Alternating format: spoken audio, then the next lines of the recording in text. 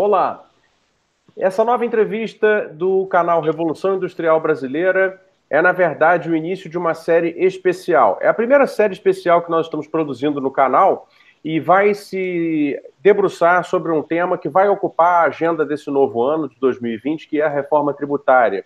Todo mundo está acompanhando o noticiário, vendo que a reforma tributária vem aí, e esse é um assunto especialmente complicado, que o nosso público, que gosta de economia, aqui do canal Revolução Industrial Brasileira, merece entender melhor. Para isso, eu e o meu colega, meu parceiro Fernando Ferro, convidamos um grande especialista no assunto, o nome dele é Rodrigo Orair. Ele é economista do IPEA, o Instituto de Pesquisa Econômica Aplicada, e também foi um dos diretores da Instituição Fiscal Independente, que é um órgão consultivo do Senado Federal, que justamente serve para fazer as análises sobre questões fiscais e tributárias, né?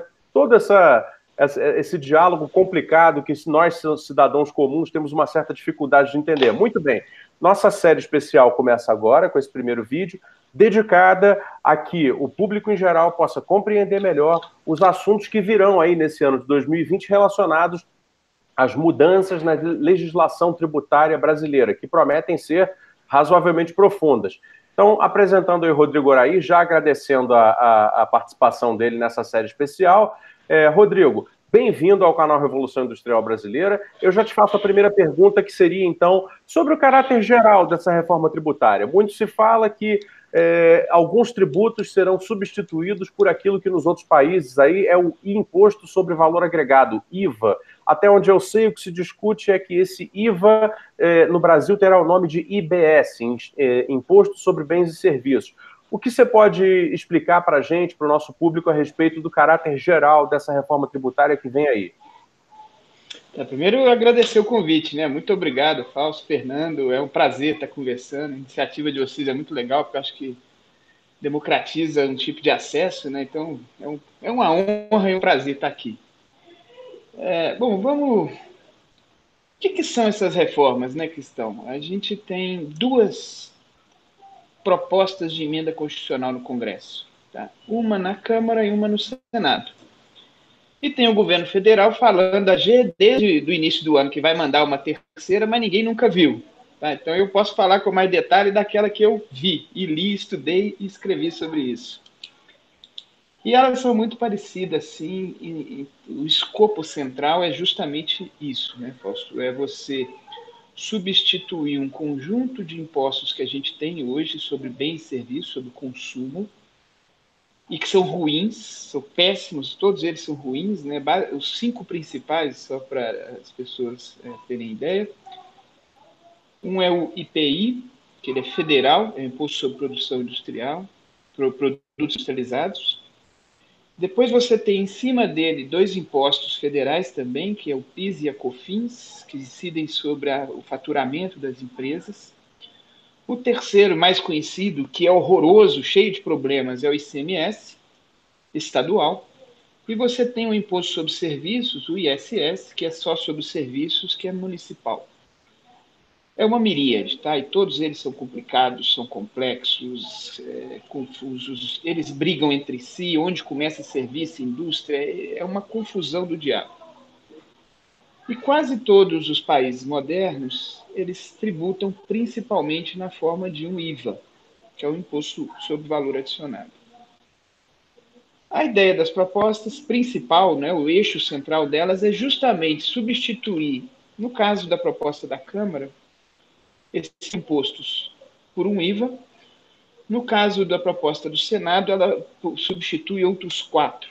Tá? O salário de educação, a CID, o IOF, mais um quarto que está. Eu nem acho que vou confundir mais ainda as pessoas, tá? E substitui ele por esse IBS também, Imposto sobre Bens e Serviços, que na verdade é um IVA. O que é a diferença de IVA para IBS? IBS é um nome mais genérico, Imposto sobre Bens e Serviços, que não necessariamente segue a sistemática de valor adicionado de um IVA. Então, ele pode incidir em outras coisas. Por exemplo, um debate de economia digital, intangíveis, Como é que você vai fazer valor adicionado de intangíveis? É difícil, o IBS pode incidir, ele é um imposto amplo, de base universal, e que pode, inclusive, coisas que não necessariamente pela sistemática de valor adicionado, mas ele vai ser principalmente pela sistemática de valor adicionado. Então, IVA e IBS são praticamente sinônimos, tá? É a mesma coisa, pode-se dizer. Um é um pouco mais amplo que o outro, mas a gente está falando da mesma coisa. Compreendi. E, Rodrigo, o que é que vai alterar na prática para o cidadão, para o consumidor, para as empresas, para o varejo, para o sistema produtivo, lá nas indústrias, nas cadeias produtivas? Como vai ficar essa nova realidade aí, se isso realmente passar? A realidade atual é um inferno, né? Para o empresário, cheio de conflito de competência, ele acumula crédito. Eu poderia ficar aqui a tarde inteira falando dos problemas, nós temos 15 minutos, então vamos ser objetivos. O que você trocaria? Você trocaria esse inferno por um único imposto transparente, informatizado e unificado no território nacional. Então, ele seria igual em qualquer lugar do Brasil. Para o consumidor, ele tem uma vantagem que talvez seja uma espécie de um tiro no pé. Ele é transparente. O que significa isso? Hoje, o cidadão vai no supermercado, ele não sabe quanto de imposto que está embutido dentro daquele bem. Tá? Ele compra um sabonete, ele compra Eu não sei se as pessoas que já tiveram a oportunidade de viajar para o exterior, onde tem IVAs, você chega lá, você pede um sapato, aí vem o valor $100, não nos Estados Unidos é o caso específico, mas 100 euros, não, 100 euros é muito, mas enfim, no VAT, sem IVA, depois tem o valor do IVA, 20%, 120 e com IVA. Então você paga, está na sua nota e você sabe quanto está pagando. Isso é uma dimensão importante que é da transparência. O consumidor sabe quanto está pagando de imposto e vai cobrar mais do governante por isso. Mas isso é um aspecto ruim dele, porque hoje a gente já paga, mas não sabe. Você vai pagar e vai saber. Então ele é muito impopular. Tá? E aí tem uma peculiaridade que é o seguinte: as duas, tanto da Câmara quanto do Congresso, quanto do Senado, elas têm dois pressupostos básicos. Eu não vou aumentar a carga tributária porque o consumidor está cansado de pagar muito imposto, o contribuinte brasileiro. 2, eu não vou diminuir porque senão eu vou afetar os orçamentos dos estados e municípios, porque eu tenho o ISS, que é estadual, e o ISS, que é municipal, e o ICMS, que é estadual. Então, eu vou fazer uma troca de 6 por meia dúzia. Eu vou um tanto complexo e pouco transparente, mais simples e transparente, mas que vai arrecadar o mesmo tanto. Quando eu faço essa simulação, pasmem, a alíquota do IBS no Brasil, quando eu faço essa troca desses 5 tributos por um IVA, seria de 27%, 26,9%. Na OCDE, eu só conheço o único país que tem uma alíquota dessa, Hungria. Noruega, Dinamarca é 25%. Países 15, 10, 20. O nosso IVA seria um dos IVAs mais altos do mundo. O que é um grande problema disso? Você geraria uma resistência muito grande a esse imposto. Claro, ele melhora a vida, ele melhora, ele é simples, ele é simples, ele é transparente, ele mostraria que a gente...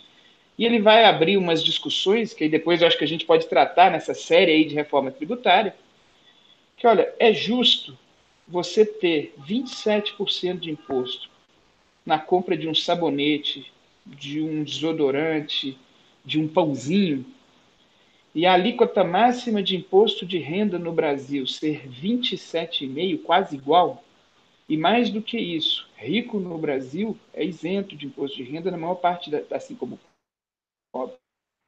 As efetivas mesmo de imposto de renda serem tão baixinhas no Brasil e você tributar 20 bens e serviços que for comprado do supermercado. Então, ele tem essa dimensão, tá? O que é? Simplifica, moderniza, ele é bom para o mundo dos negócios. Eu posso explicar por quê, se você quiser que eu explique. Mas ele tem essa outra dimensão, ele é transparente. E ao ser transparente, ele vai deixar claro que nós somos um dos países que mais tributa o consumo no mundo. Rodrigo, você levanta um ponto interessantíssimo, mas antes de entrar nessa questão dessa disjuntiva entre o imposto sobre consumo e o imposto sobre renda e propriedade, que é um tema bastante mais complexo e estrutural da economia brasileira, eu queria te perguntar ainda em relação às possibilidades reais da reforma tributária nesse molde que ela se coloca, com relação ao seguinte: nós temos um sistema federativo no Brasil em que estados e municípios têm autonomias tributárias e um imposto que meio que se distribui territorialmente, que é o ICMS. Por quê? Ele tributa a circulação de mercadorias e serviços, no caso, me corrija se eu estiver errado, na origem. Né? Então, os estados que produzem muito acabam arrecadando muito, mesmo que o consumo daquela mercadoria produzida seja no destino em algum outro lugar. Muito bem, inclusive é uma discussão que já aconteceu por muitas vezes, se deveríamos tributar no destino, para poder fazer a tributação ser mais bem distribuída geograficamente. Ou seja, estamos aí num território de injustiça tributária histórica e agora vem essa reforma e eu lhe pergunto, existe como essa reforma passar do jeito que está e não criar conflitos entre os estados e municípios? Sim, ela vai criar conflito entre estados e municípios. Tá? Ponto. Ponto final. Na verdade, ela tem dois grupos de resistências principais.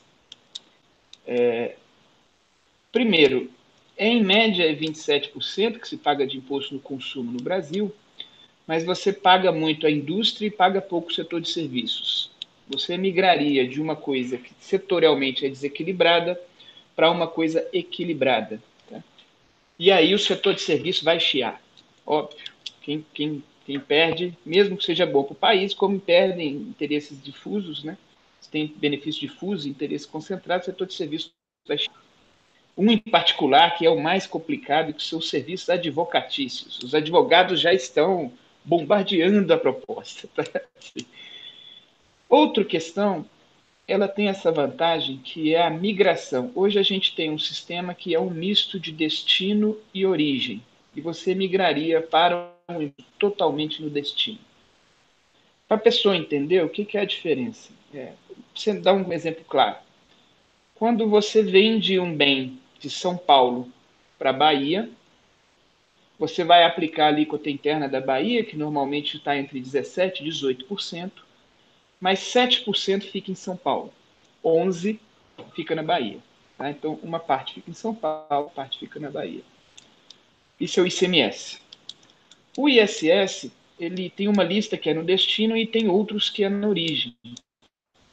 As pessoas não sabem, mas eu compro na concessionária e eu financio esse automóvel, na verdade eu estou contratando uma operação financeira de leasing, que paga ISS. Esse ISS vai para o município de Barueri, em São Paulo. Tá? Então você tem coisas do ISS, cartões de crédito, serviços de leasing, uma série de outras coisas, atividades de serviço que ficam na origem. E você tem uma terceira questão, é que o ICMS, que é o maior imposto do Brasil, ele é repartido entre os municípios do estado. Por qual critério? O principal critério é o critério de valor adicionado. Então, o que significa isso, simplificadamente, né? Você tem um município de São Paulo, do estado de São Paulo, que se chama Paulínia, que tem uma refinaria da Petrobras. Como ele tem uma refinaria da Petrobras, ele tem um valor adicionado muito elevado. E aí ele recebe um caminhão de recursos de cota-parte do ICMS.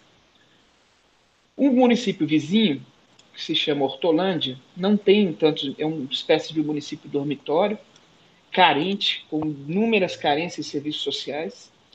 Ele recebe muito pouco, muitas pessoas. Tá? Aí eu pergunto para você, onde está a demanda de serviço público? Está em Paulínia ou está em Hortolândia, que é onde o cidadão mora com a família dele? Né? Obviamente. Então, o que a gente tem no sistema hoje? Tanto pela maneira como se tributa o ICMS, a maneira como se partilha o ICMS entre os municípios e a maneira como se tributa o ISS, que beneficia muito as localidades que têm os empreendimentos econômicos em detrimento daquelas que concentram os consumidores, a população e a demanda por serviços públicos. Tá? Então, isso para dizer, a reforma, ela migraria isso completamente para o destino. Então, deixaria de ser sistema misto que a gente tem hoje, origem e destino, que beneficia, né, os produtores, e passaria a ser algo puro no destino que beneficia os consumidores. Quem ganha? Os municípios mais pobres e os estados mais pobres. Quem perde? Os ricos. Então, embora ela seja uma reforma que não afete tanto a distribuição de renda, porque eu estou trocando uma alíquota de 27, em média de 27, por outra de 27, então o pobre vai continuar pagando muito imposto no Brasil e o rico quase nada, tá? Do ponto de vista social. Eu não modifico muito, mas do ponto de vista federativo, eu modifico sim. Tá? Ela tem um impacto muito importante de equalização fiscal. Eu vou trazer recursos para municípios que concentram e estados que concentram mais a população e os consumidores. E, obviamente, quem perde, chia. O setor de serviço vai chiar, e já está chiando, bombardeando. Alguns estados vão chiar, e já estão chiando e estão bombardeando. Tá? Como que você supera isso? Duas coisas. A primeira que está prevista na proposta de emenda constitucional é você fazer essa transição muito lentamente para evitar desorganizar finanças públicas, as finanças desses estados e municípios prejudicados. É justo, é justo. Eu não posso fazer uma mudança dessa tão radical. E aí, isso eu amenizo um pouco a perda, mesmo porque eu espero que a proposta seja boa para o crescimento, o país vai crescer mais. Uma segunda coisa, que aí tem a ver principalmente com o ICMS, é o seguinte. Esse modelo nosso de ICMS, que é o misto de origem e destino, ele deu origem a uma guerra fiscal predatória entre os estados. O que é isso? Como parte do dinheiro fica na origem, eu tenho interesse de roubar a empresa que produz para você, para produzir para você no meu estado. Então, eu dou um incentivo fiscal para essa empresa, para ela vir aqui para vender para você e parte do ICMS fica comigo. O problema é que todo mundo foi fazendo isso, foi fazendo e foi erodindo a base de arrecadação de todo mundo. Tá? Foi erodindo. Porque eu faço para roubar a sua, você faz para roubar a minha, eu posso se defender, o outro faz e todo mundo vai, né, nessa guerra fiscal entre si. Suicida. E aí, o que os estados fizeram? Bom, já que não tem jeito essa guerra fiscal, eu vou tributar as únicas 3 coisas que são no destino: combustíveis, energia elétrica e telecomunicações. Então, hoje, combustíveis no Brasil pagam alíquotas de ICMS que chegam a ser próximas de 30%. Tributação de combustível no Brasil é relativamente alta. Energia elétrica, telecomunicações. O que é a grande questão? É que, olha, tudo bem, isso está sendo ruim para todo mundo, a gente topa discutir e corrigir, fazer uma coisa pura no destino, um imposto moderno. Só que você está tirando dos governos estaduais, principalmente, o único instrumento de política regional que eles têm. É um instrumento ruim? É ruim. Está funcionando? Não está funcionando bem. Mas é a única coisa que eu tenho. Tá? Pelo menos é a maneira que o Pernambuco tem de atrair uma determinada indústria, que o Ceará tem, que a Bahia tem para atrair uma montadora. Se eu tirar a única coisa que eu tenho e não colocar nada em troca, aí também você está de sacanagem. Então, como é que você poderia superar essa resistência dos estados, principalmente? Instituindo um fundo de desenvolvimento regional, de política regional, para que eles possam fazer a política regional com outra coisa que não benefício fiscal do ICMS. Para isso, o governo federal tem que entrar no jogo e dizer, gente, eu vou aqui, eu vou entrar nesse jogo, eu vou colocar recursos meus nesse fundo para vocês, vou ajudar a organizar essa política regional e vou ajudar a formar esse fundo para vocês administrarem. O governo federal tem que assumir o papel de protagonismo, coisa que ainda não está acontecendo. As propostas estão correndo por si só dentro do Congresso, se chegar à União, que é responsável por isso, e isso seria um mecanismo para você, digamos, contornar essa resistência. Essa aí é contornável. Esse que eu acho que é a lição da história. Compreendi e queria te colocar, Rodrigo, uma última pergunta desse nosso primeiro vídeo da série especial sobre reforma tributária, que já engata com essa questão aí dos orçamentos estaduais. Vivemos hoje no Brasil uma realidade de estados com déficits muito graves, né, déficits fiscais muito graves, ou mesmo em situação de insolvência. Dependentes exclusivamente dos repasses federais, né, para poder mobilizar suas políticas. A partir do momento em que eles perderem a capacidade de barganhar com a sua capacidade arrecadatória via ICMS para atrair estrutura produtiva, se esses fundos não acontecerem, ou se eles acontecerem de uma maneira, né, pouco insuficiente, existe o risco de aprofundamento da situação, de piora da situação fiscal de alguns dos estados brasileiros, na sua opinião? Eu acho que não, tá? Primeiro, o seguinte, um dos motivos justamente da crise fiscal é a erosão da base de arrecadação dos estados. E aí, coisa que ficou ruim para eles, que é o seguinte, a Constituição entregou os serviços para os municípios e os estados ficaram com o ICMS. E com essa situação de erosão. O ICMS está perdendo a arrecadação historicamente no Brasil. Então, hoje, eles tributam uma coisa que chegou no limite. Porque você erodiu a base arrecadatória e vai aumentar o preço de combustível hoje no Brasil para você ver o que acontece. Tenta, tá? Dá revolução. Revolução industrial, o canal aqui, dá revolução. Tá? Assim. Então, hoje, uma das dificuldades, uma das causas da crise deles não é só do gasto, mas tem a ver com a coisa da receita, que eles perderam, eles estão os municípios menos, porque o ISS tem crescido, porque é o setor que mais tem crescido na economia brasileira. Nós estamos reprimarizando, voltando à Revolução Industrial. Né? E uma outra coisa é o seguinte, hoje a gente tem uma dificuldade de tributar a economia digital intangíveis que o IVA resolveria, que o IBS resolveria. Então, o que é o grande problema dos estados é justamente isso.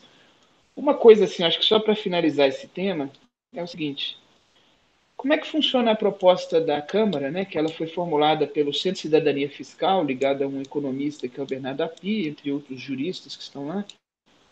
Cara, muito sério, quem eu tenho um respeito muito grande. Ela diz o seguinte, olha, esse imposto vai ser um só para o contribuinte. Eu estimo que a alíquota vai ser de 27%. Mas pela ótica dos orçamentos, ele vai se desdobrar em 3. Ele vai ser uma alíquota de 15% do Estado, uma alíquota de 10% da União e uma alíquota de 2% do município. Tá? 15 com 10 com 2, 27. Basicamente, o que ele está dizendo é, olha, todo mundo vai ser sócio dessa base de valor adicionado. Só que vocês não podem dar incentivo fiscal. Vocês só podem administrar a sua alíquota própria. O Estado vai poder aumentar de 15 para 16, ou se ele quiser, ele vai poder reduzir para 14. A União vai poder aumentar a sua ou diminuir, o município vai poder aumentar e diminuir. Então, ela preserva a autonomia dos estados, dos municípios, da União, de orçamento sobre isso aí. Ele vai poder aumentar. Isso é uma coisa, os juristas querem bombardear, estão dizendo que essa proposta fere o pacto federativo, porque eles não vão ter gestão orçamentária. Não é verdade. Tá? Eles vão poder aumentar a alíquota. Eles não vão poder mexer na... Por isso que eu acho que, na verdade, ela vai dotar os estados de um instrumento melhor do que o atual. O instrumento atual é o ICMS erodido. O novo seria parte de uma base ampla que vai tributar a economia digital, que vai tributar todos os bens, que pretende, né? Não vou dizer. Pretende, dá para tributar até o setor financeiro, tem uma discussão sobre isso aí, mas, enfim, você vai trocar um troço ruim por algo melhor. Se você puder completar com um bom fundo de política regional, aí é melhor ainda. Aí sim seria o melhor dos mundos. Mas para isso é difícil, vamos lá. Muito bem. Rodrigo Orair, eu te agradeço já essa primeira parte aqui da nossa série especial sobre reforma tributária. Vamos interrompendo aqui essa primeira entrevista. Acompanhe o canal Revolução Industrial Brasileira. Esse é o primeiro vídeo publicado em 2020, com a participação do especialista em temas tributários e fiscais, Rodrigo Orair. Inscreva-se no canal e espere já, daqui a mais uns dias, o próximo vídeo, segundo da série, com a participação de Rodrigo Aranha sobre o tema tributário e reforma tributária no Brasil. Muito obrigado e até lá.